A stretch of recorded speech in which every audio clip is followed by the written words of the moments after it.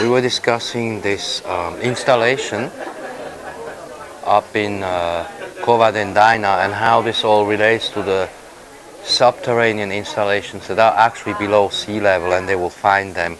And when we look at astrology, when these things were found in the times where Uranus was in Aries, just as is now, you have this time between the 1920s and the 1960s where I'm preparing my book, which I call Fantastic Realism and the Surrealism by Dali. Those were the two same times. In that time, you see, we had the famous Roswell adventure, and then everything changes, right? And we have technology overnight. And so 1960s to 2000, I would say, is NASA, wingmakers, deep space, black budget, and we're going for the breakaway civilization. And so now we land in 2020 in what I call the Unicorn Society, with Neptune, Saturn going into Pisces and meeting in Pisces into the cusp zone of Aries. And then in 2045 you actually have then a super opposition going on between Pluto and Pisces. Those are then the new belief systems that turn on science, and opposite Virgo, Uranus, which is clearly new technologies, awareness of new medicine. We're going to have new cancer research, real medicine, new technologies of transportation, new propulsion system, warp drives. China works on highly evolved technological systems that are possibly 500 years away. If we look at where we were 500 years ago, we could sail, but that's about it. We didn't fly. Well, today we can fly planes, but we're not flying to Mars yet. They are. I mean, we have friends who know they fly to Mars. No kidding.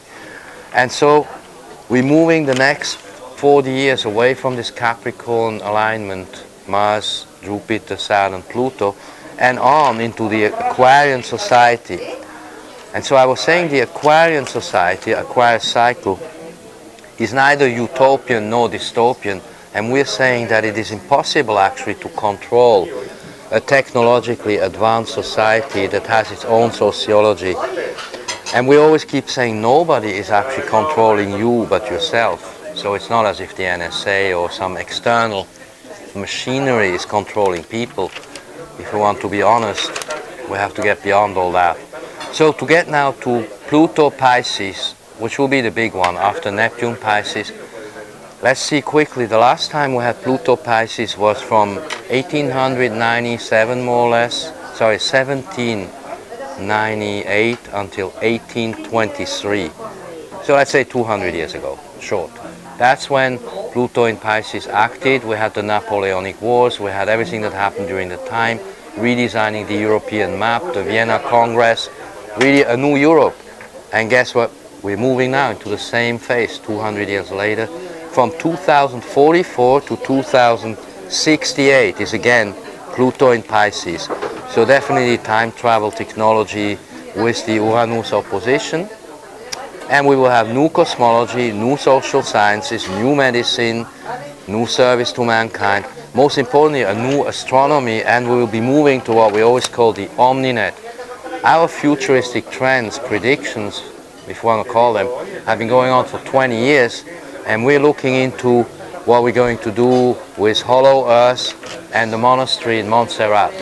That should be our next trip. Okay, go. Cheers to that. I'm cooking up. I'm getting like so hot. But I'm not ready yet. I have to now think. Now I can put. Oh, this is where I need the book. You see. The screenplay is in there. This is insane. This one. Okay, go. Oh no, it's this book. Now I'm mixing up which screenplay. It's the red screenplay. Okay.